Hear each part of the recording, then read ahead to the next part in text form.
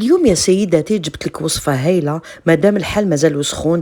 أنا في سلسلة الوصفات الخفيفة خديت حبة بصل كبيرة، 3 سدات تاع الثوم، بيوري دو بوافرون، حبة طوماطيش قطعتها رقيقة، حبة فلفل حلو حمرا والاخرى خضرا، حمصتهم مليح ومن بعد زدت كيلة تاع البرغل اللي كنت شمختو وقطرته.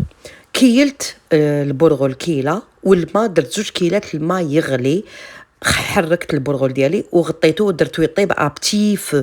من جهه واحده اخرى ما غينيت الشاورما ديالي ورميتها طيب في الفوغ، وشوفوا الان النتيجه جاء اكثر من